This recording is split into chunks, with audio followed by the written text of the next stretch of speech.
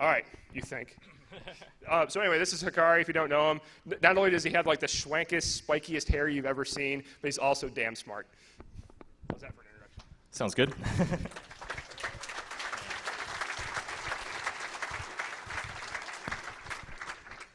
Hey, everybody. Thanks for the introduction. Yeah, so my real name is David Hulton.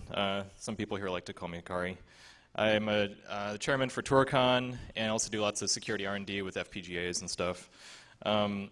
So I've already talked about some of the things I'm going to be covering today. There's actually a lot of things here, and I'm going to skim through as much as I can. First of all, how many people here have seen me talk before? Anybody? Okay, a few people. How many people here know what FPGAs are? Yes. Sweet, okay. So I'm just going to skim through all stuff. As you can see, there's a lot of new things I'm going to be demoing. And I'll probably skim through a lot of the explanations just so I can get to the demos. So first of all, FPGAs are a bunch of different gates that you can just hook together however you want. It's actually a chip, and you can design any sort of chip design, upload it to the chip, and it'll function like that chip. So you can design your own processor, you can design your own graphics accelerator. In my case, I'm designing basically a chip that cracks crypto and uploading it to these chips that we have and cracking crypto with it. And when you have dedicated hardware like that, you can do things a lot faster. So this is kind of what a chip looks like. This is a Vertex 4 LX25. And it has different things like input-output pins, slices, which are general purpose sort of areas of the chip that you can configure however you like. There's DCMs, which are clock multipliers that let you change clock frequencies and stuff. Kind of like the jumpers on the old school motherboards to set your speed. Block RAMs, which are kind of like cache. There's storage elements inside the chip. There's these DSP slices that are used for doing multiplies and additions and really high-speed sort of math calculations. And then all the different sort of components in here you can connect together with the programmable routing matrix, which lets you connect anything with anything else on the whole chip, which is really what makes the whole thing work properly. So first of all, I'm going to be covering this program called Anybody heard of that? Airbase? Yeah? Okay, a couple people. So Airbase is actually written by Johnny Cash, and it's a re-implementation of AirCrack and also like a brute force web cracker that actually supports distributed network cracking, kind of like distributed.net, where you basically have a server and a bunch of clients out there, and you can feed out jobs to crack web by brute force. So it also contains a bunch of different tools that are for manipulating web file captures and stuff. So you can check all this stuff out by yourself. But essentially, it's all the same tools that you see with AirCrack and with any sort of standard web cracker. This is what JC AirCrack looks like. It has lots of cool ASCII effects and stuff. This is JC Web Crack. There's a daemon in the client. And we also have a Pico client, which is our FPGA accelerated client. This is kind of what a screenshot looks like. I'll be doing a real demo of this later. And yeah, basically the daemon has clients that connect to it. With our Pico client, we just attach an FPGA to it and offload the web cracking to one of our cards. And there's lots of different ways that you can do this. With JC AirCrack, one thing that Johnny actually did was he has this library that does all the RC4 cracking stuff, and he actually implemented Pico support. And so as long as you use this library, it'll just automatically use the Pico card and or automatically use what machines you have and stuff. Oh, Pico card is one of our FPGA cards that we design. But you can take any sort of FPGA development board if you like and use that. Here's actually one of them I can show you. Verilog? Yeah. So this is our Express card. It's a module 34 size Express card that's plugged into this laptop. We've also got a compact flash one and a card bus one. So basically Airware is made so you can just plug in arbitrary hardware, accelerate your algorithms, and just use it and not have to worry about the actual thing that's doing the computation. And actually, Johnny was saying that HDM threw together some RC4 acceleration for the PS3, so it actually uses the hardware units on there to do stuff. I'll show you some performance numbers on that later. So this is kind of the whole tool suite. You can look at it more later if you like. Web cracking basics. All you do is you sniff a packet. The first few bytes are predictable, so you XOR that to get the actual output of RC4 for a given key. And then from there, it's basically just taking the output of RC4 and reversing it back into the key. So my design actually uses either 32 or 48 custom RC4 cores. And so I have a ton of little RC4 cores running on the chip, and they just do RC4 really fast and try to reverse that back. So essentially, your input is this K over here in RC4. I don't know if you can see my pointer. And then the output is a PRGA, and so it's just reversing that back across.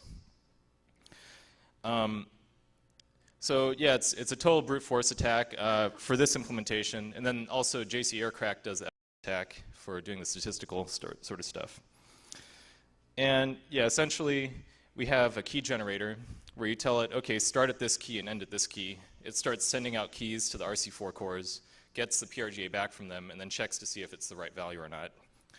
And so it gets a bunch of PRGA back, and then eventually it actually finds a matching PRGA and says, okay, here's the actual key that corresponds to that. So it's fairly straightforward. One small optimization that I do is in RC4, there's this whole initialization phase that takes a really long time. And that can actually be done in parallel with all the other operations. So that's one optimization. You can look at the code later if you want to see exactly how all that works. Then performance numbers with this is with JC Webcrack and typically like just running RC4 on a machine, you can get maybe about 300,000 crypts per second. With the PS3 client that HDM threw together, using all the 6 SPUs, you can get about 1.4 million per second. And with our little compact flash card, you can get about 12 million per second. And we also sell clusters of them with like 15 that'll get you about 180 million. And how this relates to actually cracking a 40-bit key is that on a PC it takes you about 42 days. With one of our cards in a laptop, you can do it in about 24 hours, so a little over a day.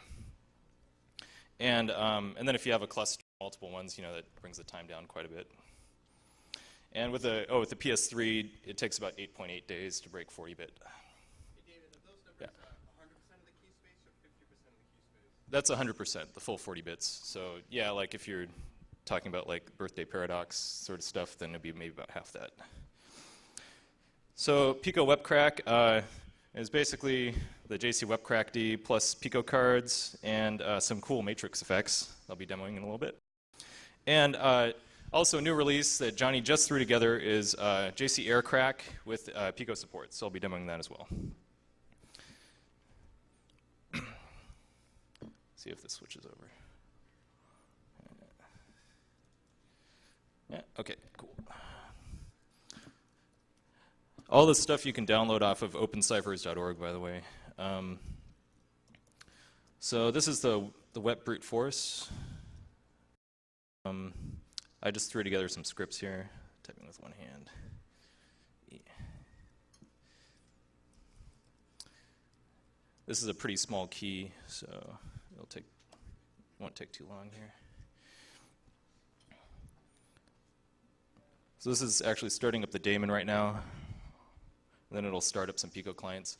Because this actually has 3 separate cores that it's talking to that each have 16 RC4 cores, there are 3 different instances running here. And it actually just found the key on one of them, which is a pretty simple key. But that's going at about 9 to 12 million crypts per second right there, and it just found it. I don't have too much time, so I did a pretty short demo for this one. And now I'm going to show you the aircrack stuff real quick. So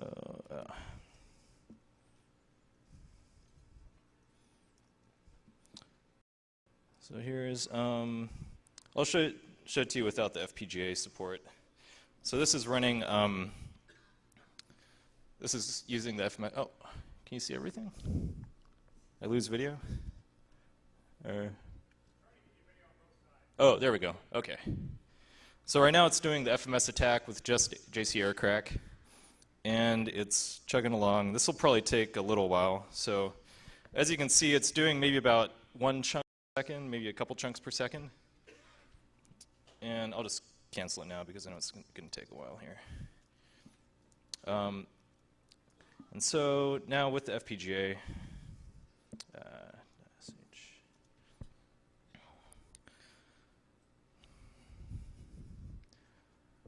now it's doing about, how many chunks per second? Maybe 30 or 50 or something? Or, yeah, so it's already gone through, 733 chunks, and the last time it took maybe about 10 or 15 seconds to go through, like, 50 or 60. And there's some cool animations too, so. Okay, there we go. So it's basically just like aircrack, but now you can accelerate brute forcing the last bytes with an FPGA. So let's switch back over. Now I'm going to switch over to this other laptop because all my other demos are going to be done in Windows. Some new support I threw together. Hopefully this Vista laptop will work.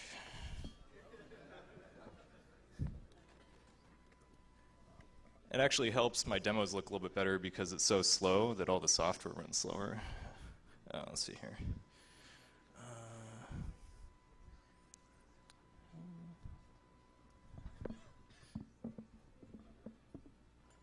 Wait.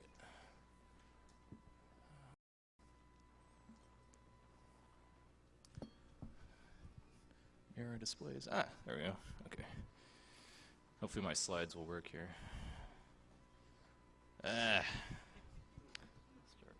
Try restarting this. Does it have a stupid thing?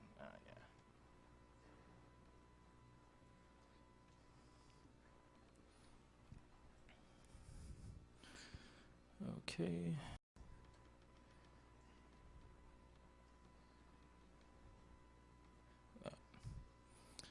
All right. There we go. Cool. Okay, so I'm going to skim through the WPA stuff.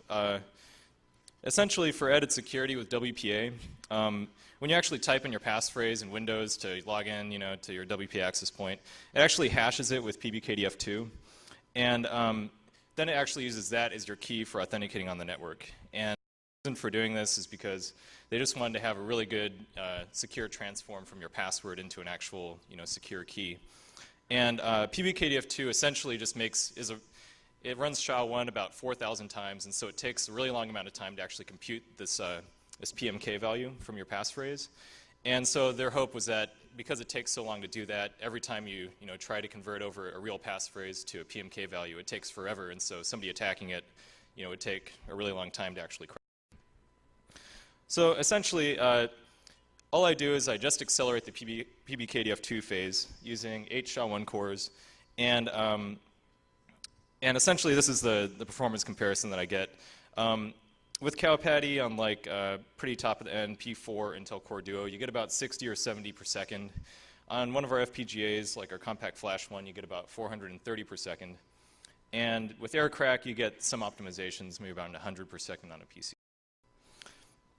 So it's maybe about 4 to 6 times faster than a PC, roughly.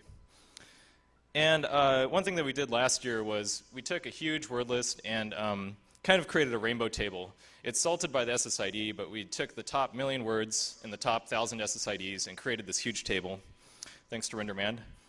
And finally, we have this 40 gig, whole thing of pre-computed values up, and Shmoo should have it up. Cool, okay, yeah, so talk to RenderMan if you want to get the 40 gigs, or you can grab them off of BitTorrent thanks to the Shmoo group.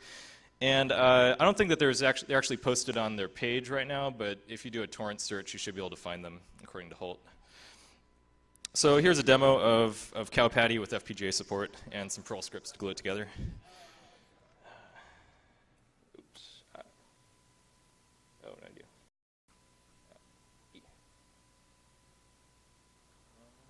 do? Check.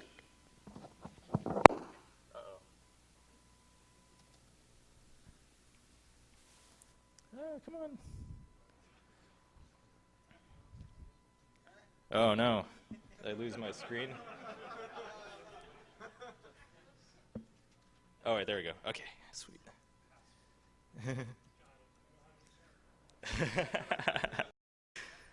Oh no. Okay. Oh, here we go. Okay, resize some of these. So all this stuff runs under Windows now. If you want to actually run Cowpatty under Windows, you can grab these binaries if you want. And this actually works with both of our cards, with like our E12 or E16 or whatever. Oh man. Here, I'll show you it without FPGA support.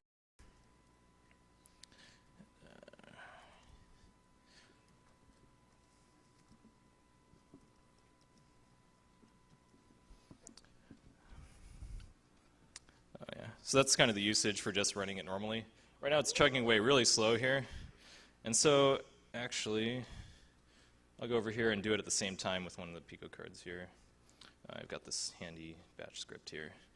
So that's it running on the FPGA on the right and running on my computer on the left. And this is actually an Intel Core 2 Duo, like about 2 gigahertz or so. So it already found it and went through 4,000 keys, and this one's still on 1,800 or so. So it's obviously a little bit faster. Oh, yeah. There we go. Okay. Now, how are we doing on time here? 5 minutes till Q&A. Okay. Next thing I'm going to talk about is File Vault. How many people use File Vault on Mac OS? Yeah? Yeah, a few people. Okay. So Apple has this cool explanation of File Vault. Secures all your data by encrypting it with 128-bit encryption. This high-performance algorithm automatically encrypts and decrypts in real time, so you don't even know what's happening. The only problem is that we wanted to know what was happening. So essentially, it takes your home directory, stores it in a DMG file, and they basically embed the crypto stuff into the drivers, and it automatically mounts it and does all of the encryption and decryption on the fly from this DMG image. And there's a couple different versions of it. You can read the source, and I think that we've got some more presentations that go in more depth, but do some research if you want to learn more about it. So the cool thing is that it actually uses PBKDF2 for the password hashing. So it was really simple to port over my WPA stuff. I was actually at the CCC and managed to get everything ported over in like 24 hours from the time that somebody told me that it used PBKDF2. We presented on it the next day. But yeah, it's pretty simple. It just uses 1,000 iterations instead of 4,000. And I worked with Jacob Applebaum and Ralph Philip Weinman on doing all this stuff. So, yeah, they ended up throwing together this program called VF Decrypt. We called it VileFault because we didn't want to have any sort of copyright problems with Apple. So I hope that they appreciate that we took that into account. They actually didn't want to write a File Vault cracker, so they wrote this program that just decrypts File Vault images that are encrypted. And so as long as you have the right passphrase, you can feed it into this program and it spits out a clean DMG with no encryption. But how do you find out the passphrase, right? So I just modified their source and hooked it up to one of our Pico cards. And so this thing will actually take a word list, run it through and find the right passphrase for your File Vault image. And some other attacks that we figured out is they actually don't specify that the memory shouldn't be swapped out to disk. And so if you can somehow use up a bunch of memory in the person's PC, they should swap it out to disk and you can read it from there. There's also hibernation problems. A hibernation file will contain their passphrase and their key and stuff. And possibly with ring, you might be able to read it. The weakest link, though, it turns out that the RSA key that they use for the version 2 header actually is easier to crack than the 128-bit key. And also the Salted SHA-1 password that you use for your login is the same password that they use for the File Vault image. So you probably want to just fire up their password file into John the Ripper if you have access to that, because then you can use the same password for decrypting their image. So here's some performance comparisons. It's pretty similar to attacking WPA. Top-of-line machine will get about 180 to 200 per second. On one of our FPGAs, it's about 2,000 per second or so. So here's the demo. Let's see if I can get this right. Okay. And this you can also run without an FPGA if you like. Oh yeah, here. So I've got this batch script here. you just give it a dictionary file in the DMG image, and so this is it running without an FPGA.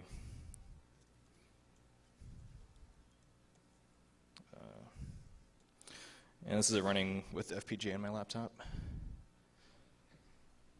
So there, found the passphrase. Cancel that. Okay. Now, last thing I'm going to talk about is Bluetooth pin cracking. There have been a couple other people that have done stuff like this. There's these people that wrote a paper on it that you can download off the internet. Just Google for it. And also, another person, Theory Zoller, wrote his own implementation of this. So you can use mine, or you can use a bunch of other implementations. Essentially, Bluetooth uses the Safer Plus algorithm and uses it for pretty much all the things they do. And so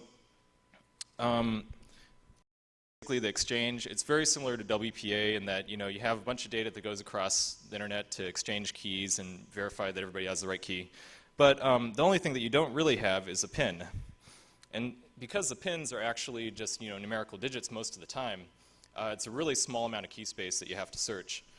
The maximum is basically 10 to the 16, which is still fairly small.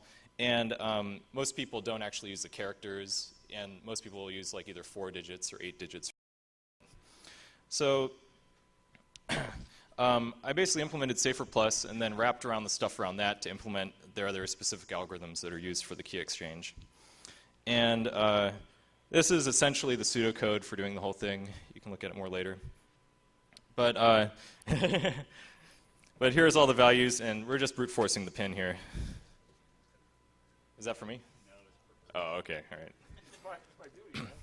So essentially, one safer algorithm here, and then I just loop the output into the input and start swapping out these different algorithms and just basically muxing the whole algorithm. And the pin generator is done on the FPGA, so it keeps it really fast. And once it actually finds a pin, it just says, okay, this pin matches, so it backs it up and figures out, okay, that's the correct pin for the whole thing. This is actually super fast. On a normal PC, it does about 40,000 per second, which means for a 4-digit pin, 1/4 of a second. It takes about 42 minutes for an 8-digit pin. One of our cards, we can do about 10 to 15 million per second, which is, you know, a few hundred times faster.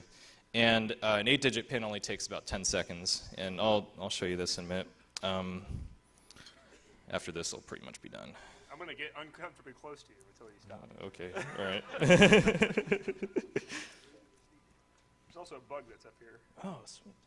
Is that a prize for somebody asked a good question? Okay, so this is cracking one of these capture files that I have on my PC here, and so this script is supposed to go through 6 different captures that I have, with some that are like 5 or 6 digits long, some that are 8 digits long, and so this is it running on the FPGA. Wait. Huh. Why isn't it working? I don't want to go to the next step.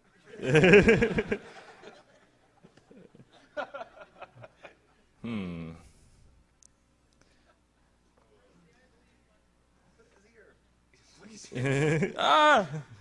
Okay, let me pop this out and pop it back in. Let's see if that works. Okay, there we go.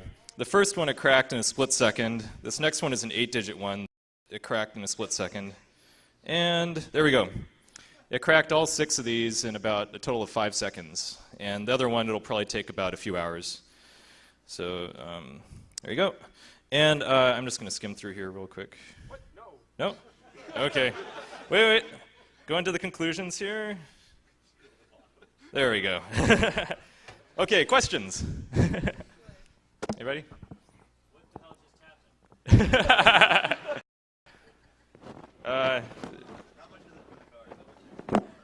Okay, so our compact flash ones, we just came out with our newer Express card ones. So the compact flash ones we're discounting to around $2,000. If you want, we're doing a show special for about $1,900. $1,800.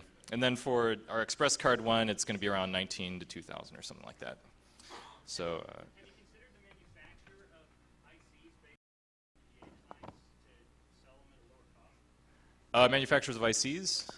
You're modeling an IC with your FPGA. That's what you're burning the fuses. Yeah. Consider actually producing ICs off of those. If you can find enough people that want them, we could probably do that. Yeah, but you wouldn't be able to swap around, what programs you're using with it. Oh, okay, sorry. It still doesn't do it. Yeah. Well, yeah. Yay, let's hear it for Hikari. Yeah. So he is about the most understated individual I think I know that gives these kind of talks, because he'll be up here and be like, this is kind of cool. And boom! Here's this thing that's 100 times faster. You're like, is that really? Oh my God, it is 100 times. No one else is kind of reacting though, so I'll just sit here and watch him quietly. It's like, my Lord, I've been in a couple conferences where we did that GS